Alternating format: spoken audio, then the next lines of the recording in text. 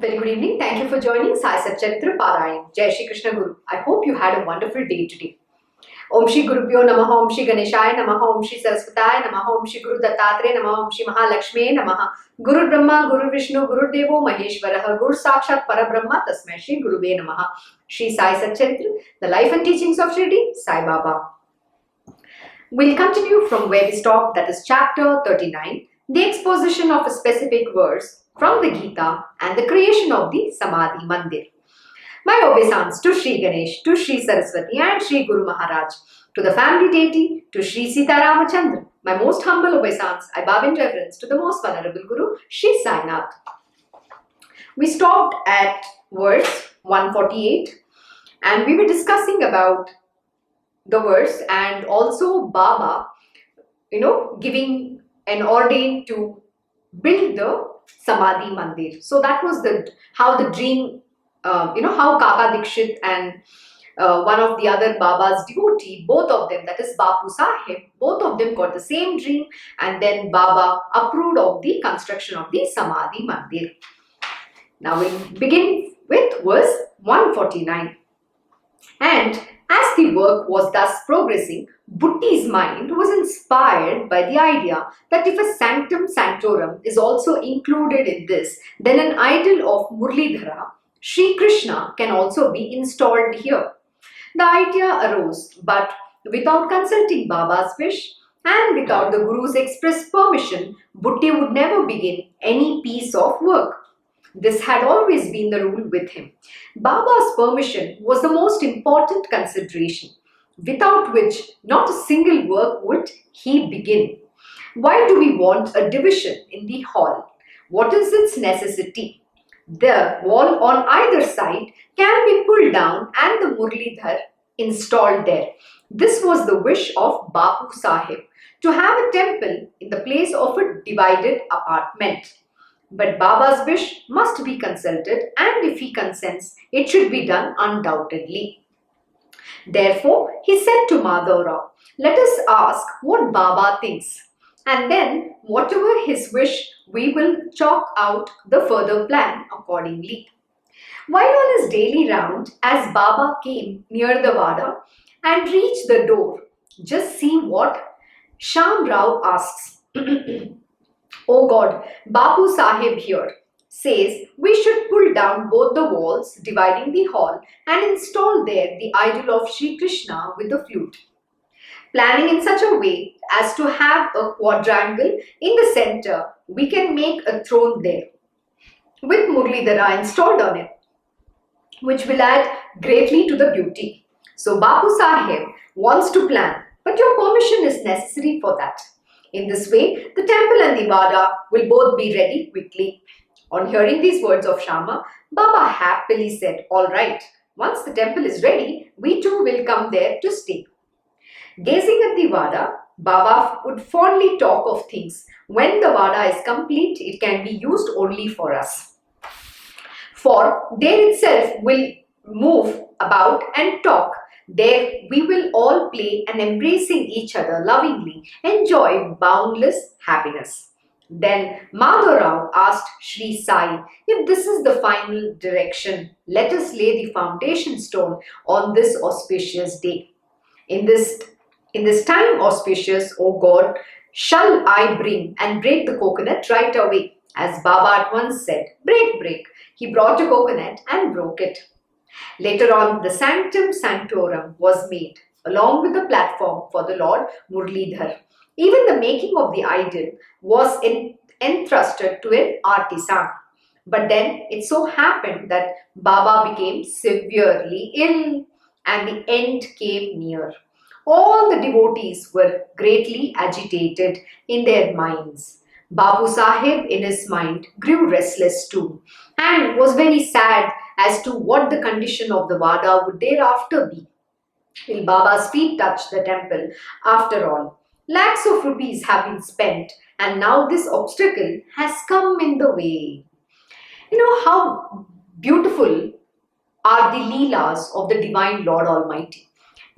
Everything happens with a reason. We think certain obstacles, certain things come about because it's it doesn't let us progress. But what we don't understand is these obstacles are also programmed. They're all predefined.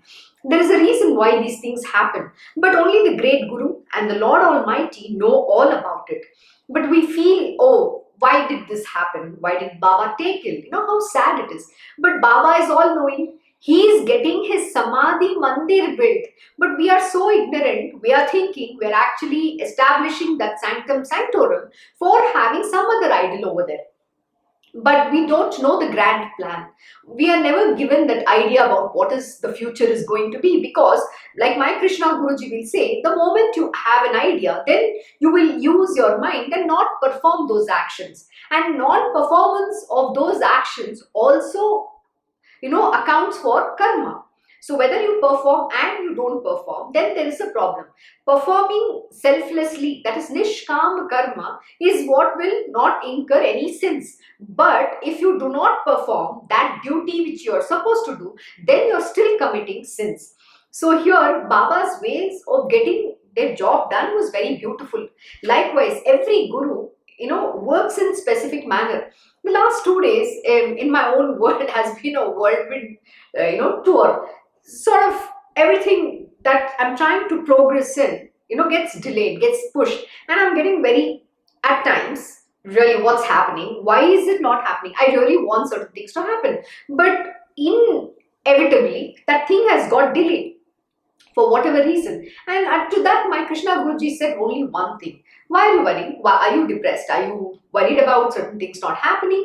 And he just said to me, can you just calm down and just let it at the divine Lord Almighty's feet? Why are you bothered? I am with you. So what shall befall? Nothing can happen. So certain things are bound to delay. We don't know why it is happening, but you need to just let go and let it be. The very profound word which my Krishna Guruji will always say is let it be. Means it's okay. Just put the faith in the divine and let that be. Don't think about it. And he was giving me a very beautiful lesson yesterday. He said, are you disturbed?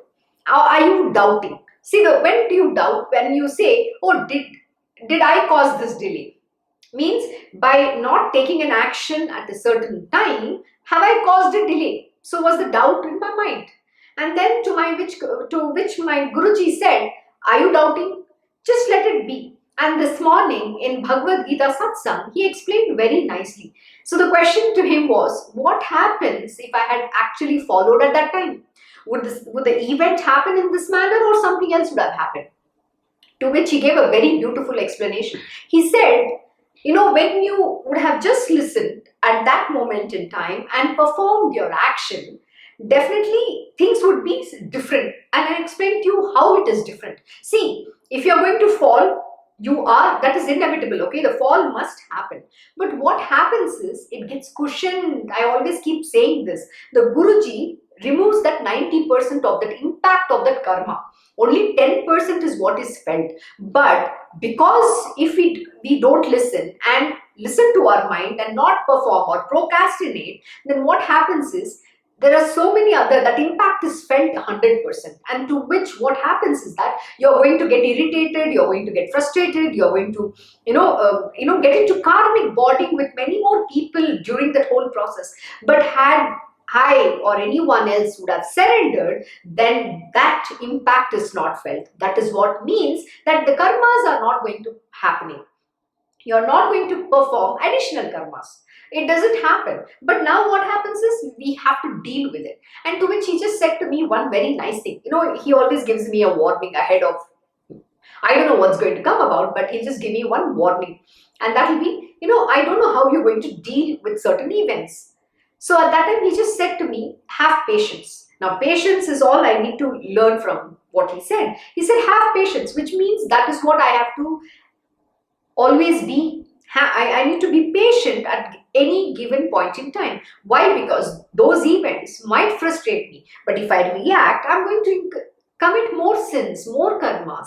So why do I need to get into that? So his lesson was very simple. Have faith and patience. Like what Baba says, Shraddha and Saburi. You must have faith and patience. There's no need to call anybody name. There is nothing to get angry with anyone. I'll tell you, very, very small test came about. This evening, he was doing Das Bodh Satsang. And in that, the whole lesson was, you are not supposed to get angry with anybody. Even when somebody is behaving very badly with you or whatever might be the situation. Exactly during the Satsang, I received a call. And I had to get on this call and continue doing it. So the person on the other side delayed that whole process, and despite me telling, did not listen and delayed the process, due to which I literally lost my temper for a moment. And I literally yelled at that person. Then my Guruji came and gave me a peace of mind, saying, why are you losing your patience? Haven't you listened to my satsang? I said the whole point is you disrupted me not listening in the satsang. And then what happened? So he said, it's okay. There must be a reason why certain things happen. And then he says, is this body perfect? Nobody's perfect. We're all evolving to walk the path of the spirituality, which means to being on the path of goodness and righteousness. There is no need for us to get angry. I did not have to get angry at that moment in time. But my frustration was I lost the time. I couldn't listen to the satsang. And on top of it, the things that I had to do got delayed. And this is what my Guruji teaches. These are hard lessons. If I delay somebody else, and when somebody delays me, imagine the same thing happening to me. I'm not liking it. So why do to someone else? This is what my Guruji teaches all the time. You need to keep your timing. Being ahead of time, keeping to the time is very important. He's so good in his timing. I'm just amazed. But he says you have to live that. See, the universe is going to test you constantly. But can you make that extra effort? What is required is we have to put extraordinary effort. So these obstacles are not a hindrance to your progress. On the contrary, they are the stepping stone where you can evolve on the other side. So if the hindrance of those obstacles are not there, how do you pass that test? So only during those obstacles and the hindrances, you will be able to apply the knowledge and understand whether you have learned that lesson and are able to overcome that. And then comes the next and the next and the next. That is how we progress.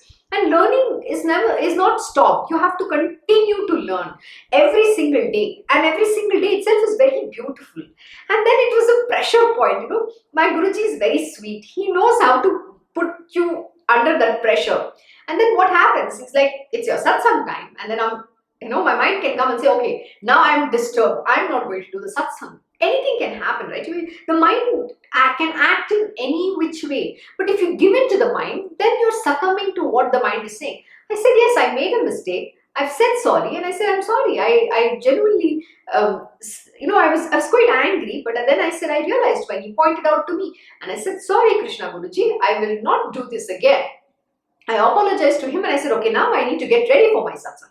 But if I'm carrying the same thing, then I'm not going to be able to sit here and do the satsang. So it's okay, let go. And then he said very beautifully something. He said, why are you getting agitated? There must be a reason why that has got delayed.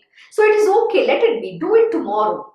That was the answer. And he said, just have patience. See, not sometimes, people make mistakes. We are this body is very human, and at that time the mind is prone to all its deceit and self-conceit. The mind has its own mind, so the mind is going to make those errors, make you do those errors. So it's okay. Tolerance is very important. Having patience with everyone is important. And Baba or any other scripture, everybody teach one very important lesson, that is patience is virtue. And my Guruji says, you need to be more silent. You can't yell. It's very important. Yeah. So what was my weak point was I got angry and I just yelled at that person. I told her, why did you not let me go ahead with this? You wasted my time. He says, don't do that. So similarly, see, these are the tests, okay? Don't fall prey when you're provoked. And the most important lesson was, do not get angry even on provocation. And Lord Shri Krishna has very beautifully explained this lesson in Bhagavad Gita. Time and again he keeps saying this, not just Bhagavad Gita, Uddhav Gita, any scripture talks about anger is a doorway to hell. So, like I keep telling, my Krishna Guruji says, the nature is given for you to grow and evolve. The anger is not to use it so that you can fall down, but the anger is used for a righteous purpose, to fight in this world, to fight the adharma and go on the path of dharma. That is why anger, that particular nature has been given. It is not given so that we go and destroy somebody or we use it against our own development. So having that virtue is extremely important. So having patience and Shraddha and Saburi is extremely important. So these obstacles should not deter you. The whole point and the lesson I'm trying to make here is that don't deter even at the most, the toughest times in your life. The trials and tribulations are there so that you can win. You can become that gold which is very strong. Like my Krishna Guruji will keep saying, see, when the gold is put into the fire, all the impurities are removed, and then it becomes the solid gold which cannot be shaken, that form, that aparanji, the pure form of that gold, and then it shines lustrously. So that's what he says. So to become that, you have to face all of this. These are all the lessons which is going to teach you the reality of life. What is the truth in this? That is what you need to understand. Please note that everything that is happening is just nothing but Maya. It is unreal. So why are you getting affected with what's happening? We just need to sleepwalk. But what is the real thing in this? The truth is, Lord alone is the real. Can you just take his name and let it be? Just let it at his feet. And today my Guruji has given very beautiful satsang in Bhagavad Gita. You must go listen to it on Krishna Knows. It's very, very, very profound. In that is revealed some of the secrets of, it's an esoteric knowledge which is not mentioned anywhere else. And this knowledge is the gospel truth. So please go listen to it. So coming back, here Bapu Sahib's mind, created the doubt. He said Bapu Sahib in his mind grew restless too and was very sad as to what the condition of the Vada would thereafter be. Will Baba's feet touch the temple after all? Lakhs of rupees have been spent and now this obstacle has come in the way. When Baba gives up his mortal coil, why Murlidhara or the house? Wherefore this Vada or the temple? Butti's heart was sad and dejected. This is what happens to a human being. The moment something comes about, the challenge or the obstacles or the hindrance, the mind comes in, the fear strikes you, and then the doubt assails the mind. And then what happens to that faith? It is Baba who has asked you to construct. Baba is right there. So why are you fear? Why are you afraid? Don't let the mind throw fear in you. Let it not throw those doubts. Why should it doubt when you have the great master? Like Baba says, why fear when I am here? So have that faith. Everything will be perfectly falling in place as preordained by the divine Lord, Almighty Lord. So, but later on, by the concurrence of fortune and merit, and by the great good fortune of that Vada, in the end, everything happened according to the wishes of all and by Baba's own command. In the very last moments, words came from Baba's mouth. Place me in the Vada. And everybody's mind was relieved. See how sweet. What did Baba say? In the very last moments, words from Baba's mouth. Place me in the Vada. And everybody's mind was relieved. Then that sacred body of Sai was rested in the sanctum sanctorum and the Vada became the Samadhi Mandir. Sai Baba's life story is truly inconceivable. Blessed is the good fortune of that Butti in the Vada of whose ownership rests the body of Shri Sai, whose very name is so very sacred. Such is this sacred story, listening to which the listeners will become happy and prosperous. Hemad surrenders to Sainath and does not leave his feet even for a moment. Whatever the experiences may be, good or bad, if you please Sai by conducting yourself according to his instruction and advice, you will most certainly attain your will. When the story, its narrator and the mouth that narrates are themselves Sai Samarth, then who is this Hemad? Just a nickname. Hence, you will next hear only that tale which comes to him by inspiration. Why worry today about that which will be composed only at that time? So here we end the 39th chapter of Shri Sai Samarth Satcharita called the exposition of a specific verse from the Gita and the creation of the Samadhi Mandir, as inspired by the saints and the virtuous and composed by his devotee Hemad Pant. So we finished the chapter 39. Now we shall begin the next chapter.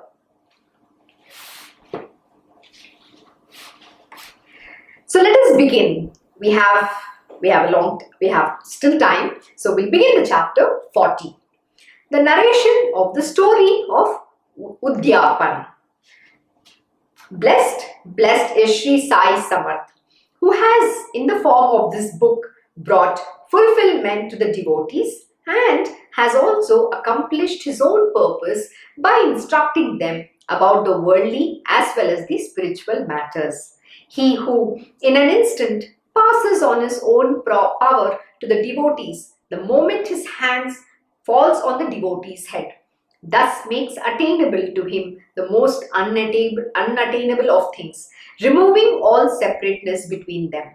When you prostrate before him in obeisance, giving up the feeling of separateness of you and me and surrender to him single-mindedly, he holds you to his heart in an embrace of love. An ocean and a river are different in name, but in the rainy season, when they become one, their visible form is one and the same without any differentiation. With that same feeling, when the devotees surrender wholeheartedly to the Sadguru Nath, seeing their steadfast devotion, he also gives his power to the devotees.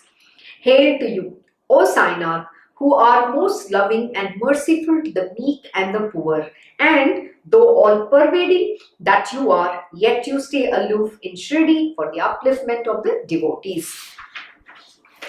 A saint that you are, yet when you set up the quern and sit with legs apart to grind the grain, fixing up the handle of the quern firmly in place to grind the first lot of grain, it caused great astonishment to my mind. And it was the root cause of this book. A powerful desire arose in my mind that by describing all such deeds of yours, the sins can be totally destroyed. Hari himself will be most pleased.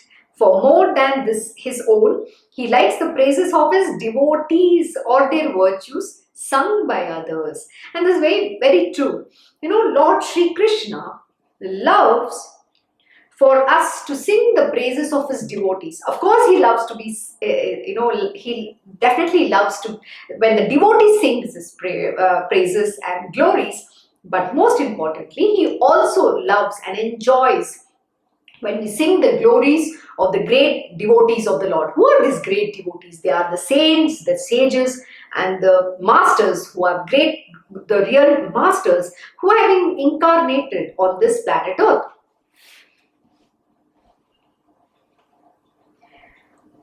Those listeners who think that statement is without any proof will naturally have doubts, but they should see the Bhavishyottara Purana where Tripurari himself has said this. And all this was Sai's inspiration too.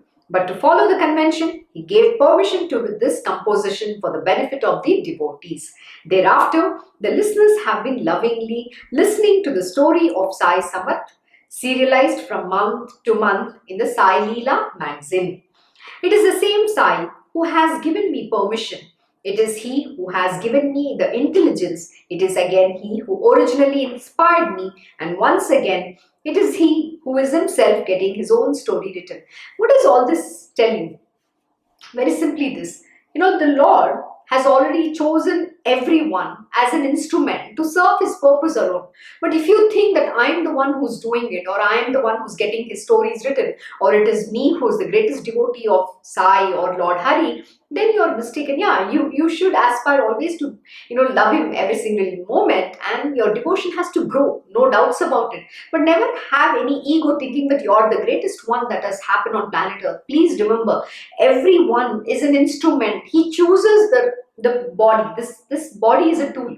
We are nothing but a puppet in the hands of the puppeteer. He's only making us dance to his tunes, and that knowledge, that intelligence, nothing is yours. It is the divine knowledge, the divine intelligence, and they work through us to get their work done. Whether it is their life stories, or whether it is to serve the purpose, or whether it is to fight in the battle, anything, or in the warfield, whatever that might be the case, they are getting it done through people like us who are his devotees.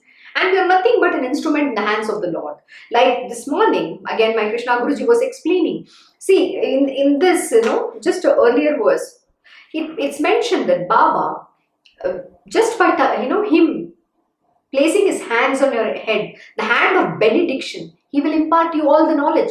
Likewise, my Krishna Guruji was explaining from Bhagavad Gita how Lord Shri Krishna is saying, when you surrender to me completely, is there any way that you can't know me? Of course, you're going to recognize me, you're going to be able to understand who I am, and that knowledge is going to be yours.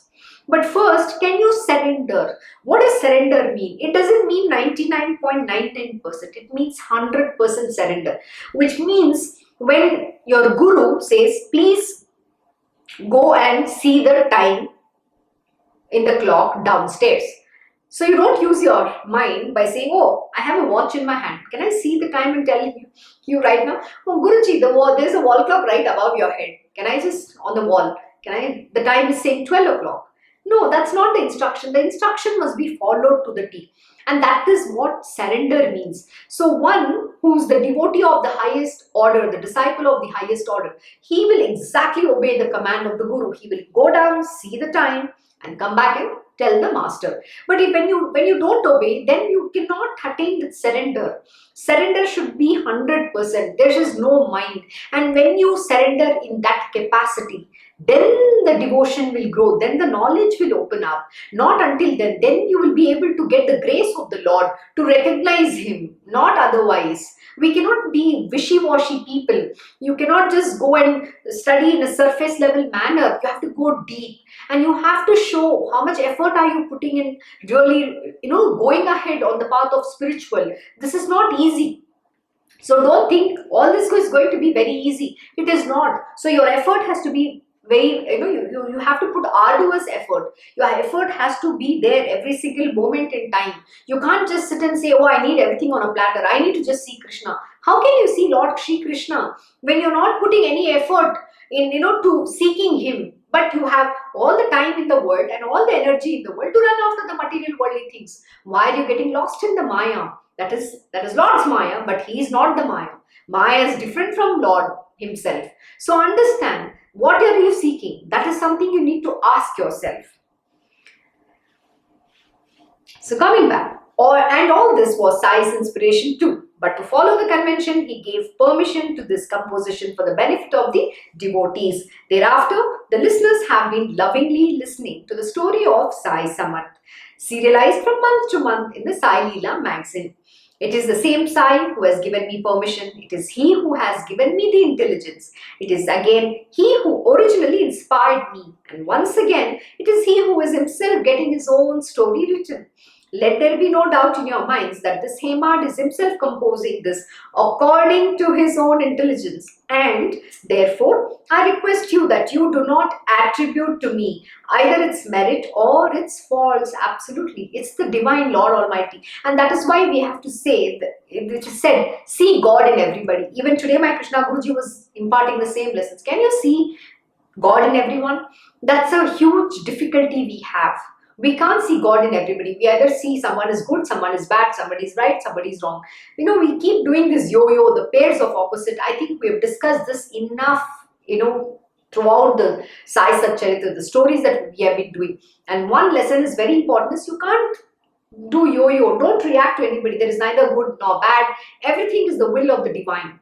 You just have to see God in everything. But like Ramakrishna Paramahamsa Ji also has said, yeah, there's the sage who is saving this scorpion which has fallen into a tank. So he's trying to save it, but the scorpion's nature is to sting.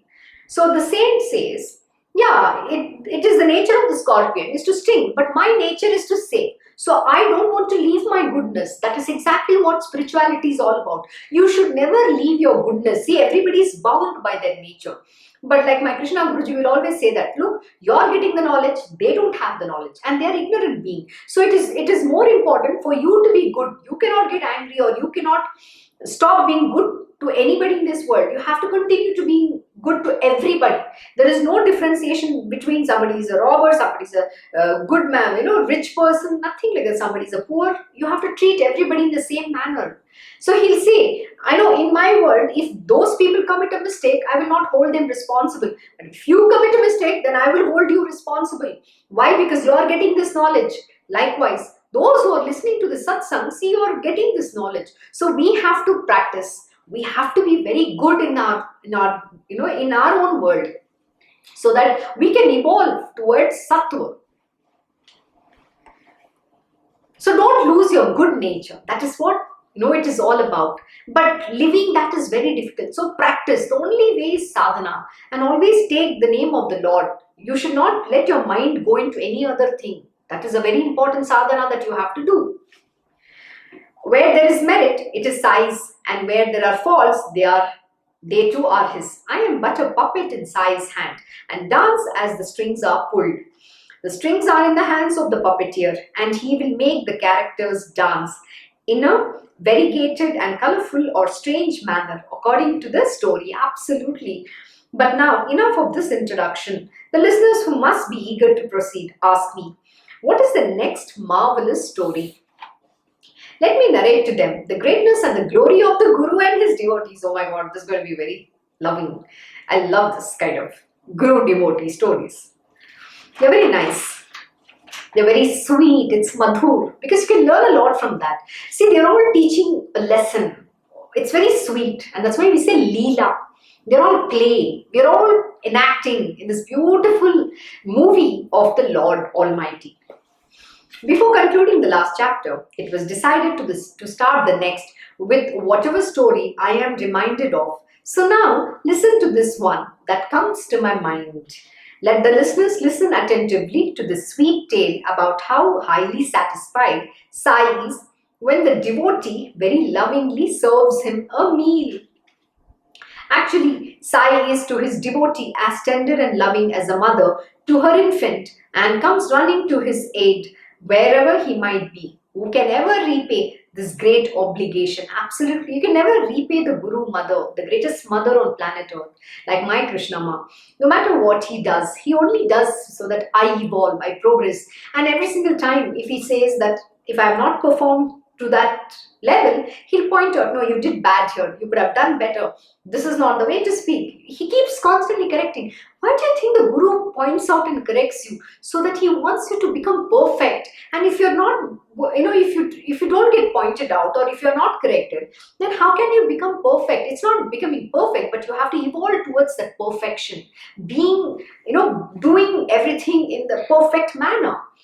So you have to strive very hard every single time. You have to make that effort, and it only comes over years of sadhana and practice. It's not overnight. So we have to continue to strive, and you have to study. You have to do so many different things which the Guru ordains you to do, and he'll make you go through different tests to see where you have to develop more, where can you stand, where have you progressed. He actually watches your performance. Only he knows. See, even I cannot judge myself, or I cannot judge anybody else. Only the Guru can judge whether I'm doing well or not. Recently, he gave me a feedback, and that's very simply said. Not simply, but he means it. There's nothing like simple. He said, I will give you 1 on 10. And I was a little devastated. Oh my God, that means my performance has been extremely bad. I was upset. Then he said, are you feeling very bad that I gave you this feedback? I said, no. It's taken many years, literally many years, to take the feedback of the Guru in the most positive manner. See, the reason why the master is giving you that feedback is so that you go and build on it. So you know that is the area, that's a gap that you have. So you have long way to go, which means you have to work hard to be able to grow in that space and fix all that gaps that you have. Now coming back, in many years ago, when my master would teach me, like my Krishna Guruji will say, no, you have not done well here, you need to do this, I would get very angry. He's always criticizing me. This is how the mind reacts. It's the mind, and it's never going to allow you to see what your Guruji is saying. It's never going to allow you to take that feedback in the most constructive manner. It's a constructive feedback. Why? Because the Guru cares for you. He cares for your welfare, and he's only going to, give you two beatings if you're not doing well. See, your mother always aspires that you be the best. You have to be the #1 star.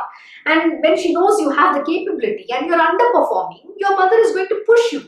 And then sometimes It's either by the stick method or a carrot method or different methods, Sometimes when she gives you two tight beatings or two, beating with a cane is so that you can do well, not because she doesn't like you. This is a lesson that we don't understand. But please know that this guru is the one, the greatest mother, who's going to come running to your aid whenever you call upon him. There is not a moment in time that he will not come running to you. This is a very important lesson whenever you call him. But please remember that he can take any form and come. In fact, this evening my Guruji was giving a very beautiful lesson. How one of the devotees says that I want to meet Krishna. But when Krishna comes in a different form, the devotee doesn't recognize. But he says, okay, Krishna might have sent him. So the doubt is there. So where is the surrender happening? So can you see God in everybody? The Guru can take any form and come to your aid. But you need to be able to recognize that master. So don't go by the appearance. Don't go by what you see physically. That is why it's very important to practice seeing God in everyone. So this Guru Mother is a compassionate one. We are all eternally indebted to this Guru Ma. Because what the Guru does, no, even the bodily mother cannot do. Please understand, the one who has given birth to you cannot do what the Guru does, the real master. So let us always serve him, and we are all eternally indebted to this great master. So physically he moved about Shirdi and yet was present in all the three worlds. Listen with an easy mind to an interesting account in this context. Bala Sahib Dio, a very great devotee, had a firm, unwavering faith in Sai. His mother always observed religious vows for the weal of all. Once she had observed many such vows, the Udyapan, of which remained to be performed, to conclude them satisfactorily. When the set number of these vows are completed, it is necessary to perform the Udyapan, or else no merit is gained through their performance, as they remain incomplete. For the Udyapan of about 25 to 30 such vows, Dio had invited about 100 or 200 Brahmins for a meal. He fixed a day for the ceremony and to invite Baba. He wrote to Jog to make the request to him on his behalf, saying, unless you come, the ceremony can never be completed properly. Hence, oblige this humble servant by accepting this prayer. I am but a government servant who has to work for a livelihood and do just a little spiritual sadhana that I can manage, of which you know too well in your mind. Hence, to come personally from Dahanu all the way to Shirdi is not in my power, but I have great hope that you will accept my invitation. Babu Sahib Jog read out the full letter to Baba, saying, do help Deo carry out this Udyapan satisfactorily. Baba listened fully to that invitation, sent with such a pure heart, and said, I always remember him who remembers me. I need no horses or carriages, no aeroplanes and trains. To him who calls out to me fondly, I appear instantly without a moment's delay. You, me, and a third one, we three shall go there together. Send him such a letter. The writer of that letter will be happy. Accordingly, Jog informed Deo what Baba said. Deo was very happy to Baba's words, which were always true. Deo too had full faith. Now Baba will come definitely, but the day I experience this will be a golden day. But this too, Deo knew that apart from Shirdi, there were only 3 other places that Baba went to, and that too very rarely.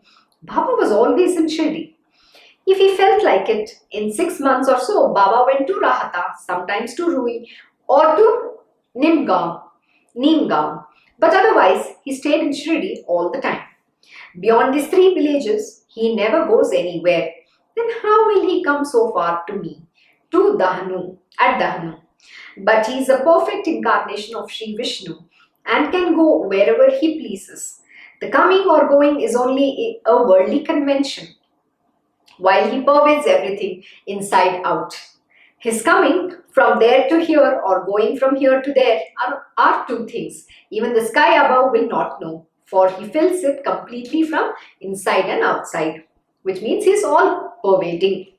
Such are Baba's movements difficult to know. He fills everything totally, animate and inanimate. When what then is coming and going to him? He appears wherever he pleases. However, about a month before this invitation, a sannyasin had come to the station master of Dahanu, for his own work. He was a propagator for Goshala and a volunteer of an institution for the cows, and had come to collect contributions to improve the financial position of this institution.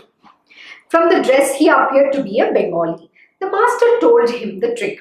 Go into the town and there you will be well looked after. The Mamladar is there.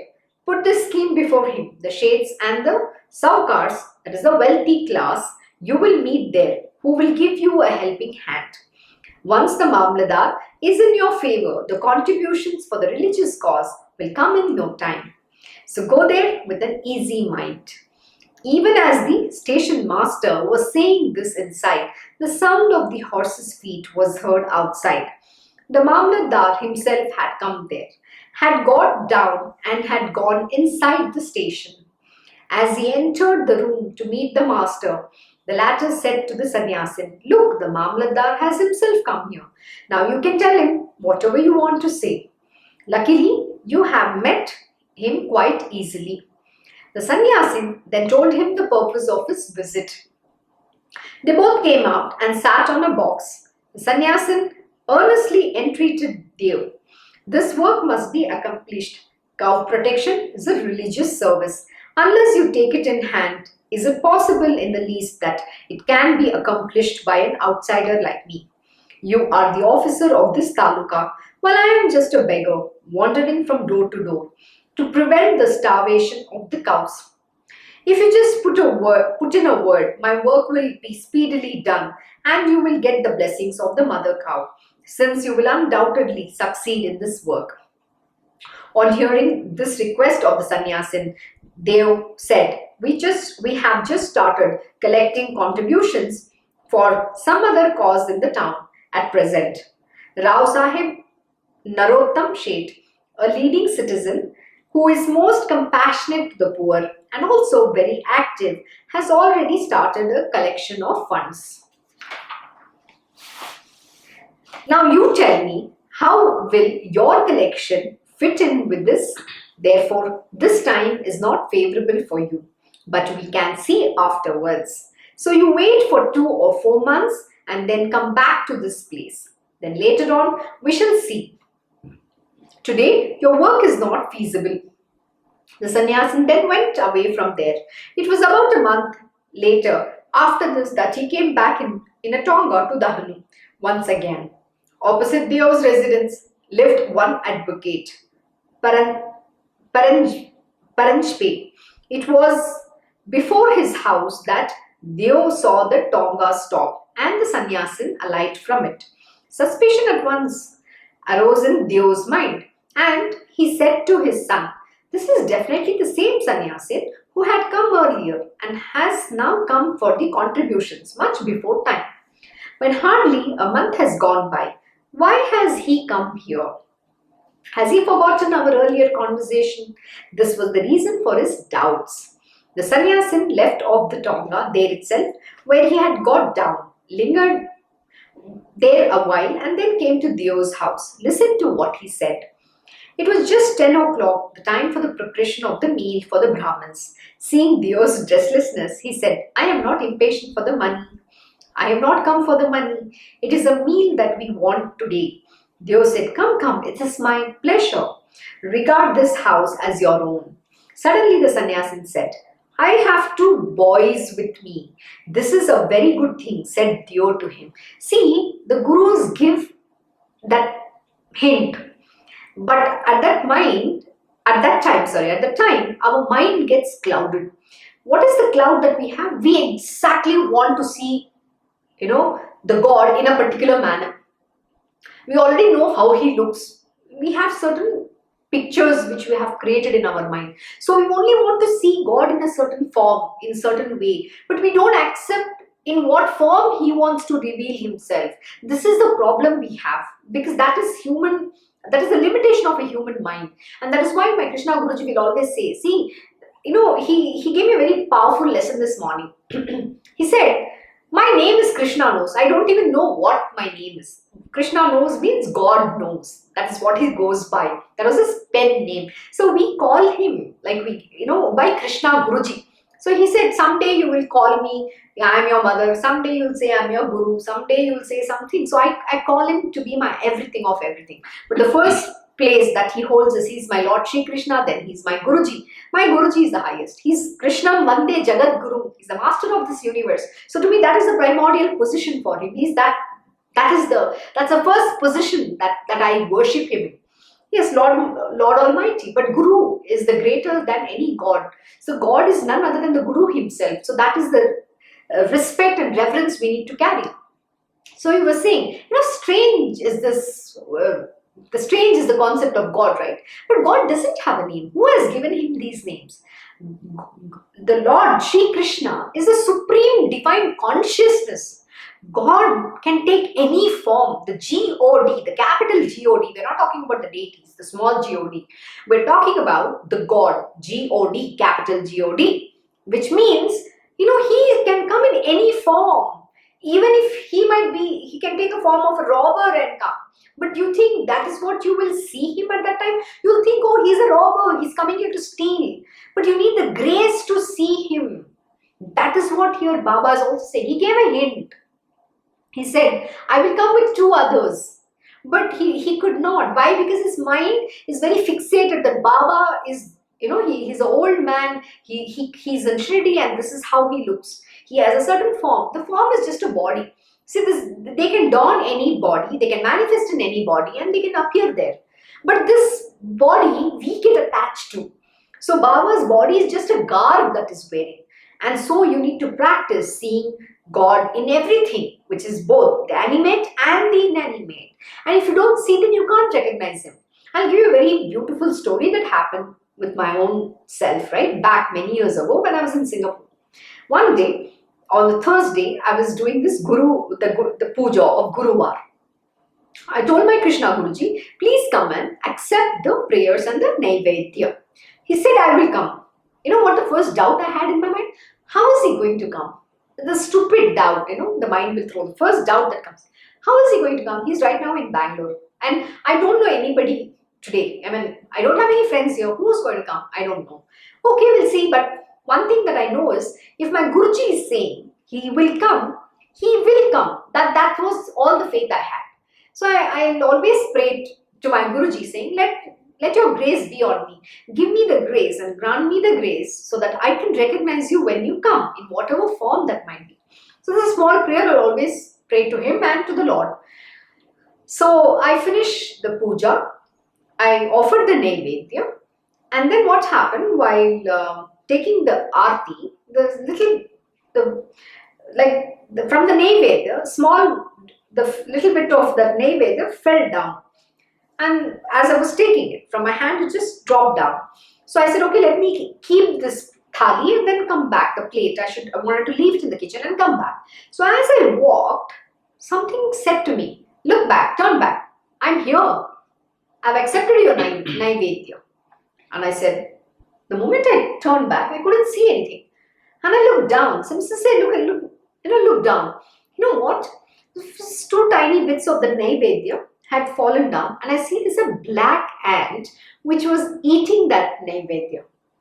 I literally was crying tears of joy. I literally cried. This is so sweet. I couldn't even fathom that this is how the Lord will appear. But if I had a doubt, the mind can throw a doubt, saying, oh, that's only, it's your mind's creation. How can that be the Lord? It's an ant. If I say that, then how can I see Lord Shri Krishna in that ant? Then I can only see a black ant over there. And a black ant has been everywhere, so it's just the ant that's coming. This is just a coincidence. It's not really Lord Shri Krishna. But see, as is your faith, so are your experiences. But for me, yes, of course, Lord Shri Krishna arrived at that moment in time and he accepted that prayer. So my Krishna Guruji definitely accepted my prayer and the Naivedya. And after that, I had the prasad. So it was very pleasing. But see, the mind can create doubts. So you should be able to, recognize the divine in any form. So you must keep your mind always open, saying everything is this Lord himself. Why am I doubting? Why do I have the fixated of my mind? Don't have, fixated ideas. When you open up, the universe will open itself to you. But if you're very confined, your mind will put all the limitations, then you can't see through beyond your nose. That is a problem that happens with this attachment to this human body, mind, sense organs, and do's, don'ts, whatever that we come with, certain beliefs, all that. So that is not going to allow you to see the truth.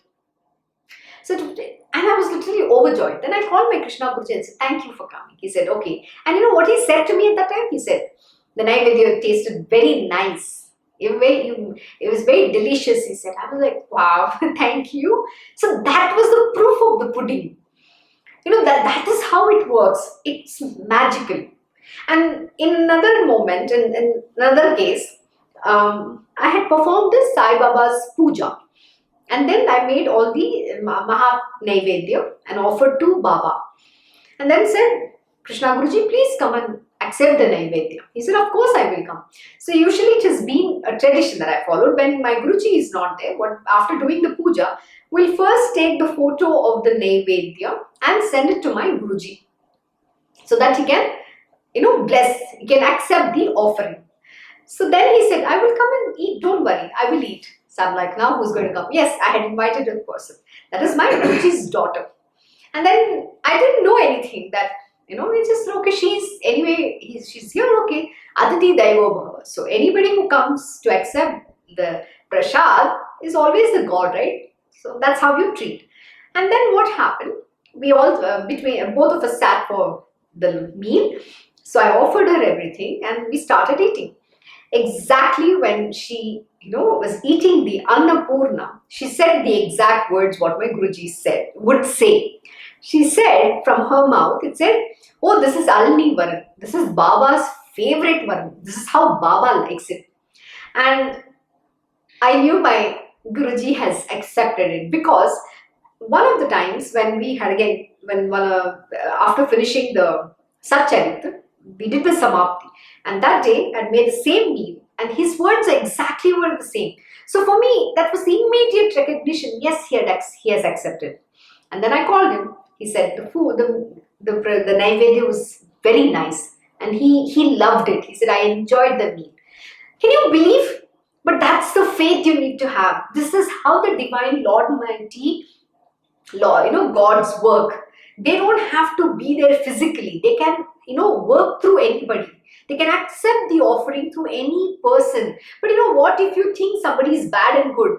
If God appears in that person's form, then what are you going to do? If you don't like that person, then you can't see God in that person. And that is why we have to practice equanimity of mind, samabhav. We need to be able to see God in everything. This is a very tough lesson. Let me tell you, it's not just for you, it's also for me. So, we have to overcome our mind, and that is a sadhana. It's a lifelong sadhana. We have to continue and have patience and see God in everything. That is so sweet. So this is what happened. And then I was able to immediately recognize. And when I called him, the first thing he said, even before I asked anything to him, he said the word was Arni Varan. Thank you. This is how Baba likes it. Once again, confirming, yes, I have come and accepted your Naivedya. So have that faith. And let me tell you, everything is magical around you. Life is very beautiful. It's how you want to see. When you see everything is the will of the divine, it's a play, you'll be able to sleepwalk it. But if you resist, then it's going to become difficult. And that is when you'll start performing more karmas. And then you'll get into the karmic bondage. So coming back to the story, suddenly the sannyasin said, I have 2 boys with me. This is a very good thing, said Deo to him. There was still time for the meal. So Deo asked him, where are you staying? Where can I send someone to call for you? Where is the need for that? When should I come?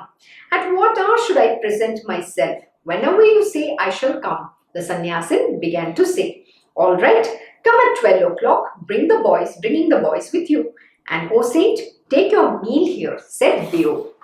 The sannyasin then went away and returned at exactly 12 o'clock. All the three of them sat down to the meal and were fully satiated, having had as much as they wanted. When the food was ready, rows of Brahmins sat down for the meal. The host satisfied all, including the sannyasin and the two boys who came with him.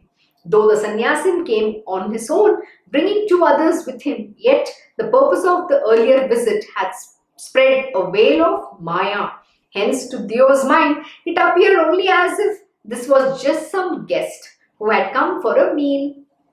The delusion took a firm hold of his mind. See, this is what happens. In this way, the meal was over. After the meal, Uttara portion or archaman of clean, pure water was offered. The drinking of cool, fragrant water, together with an offering of betel nut, etc.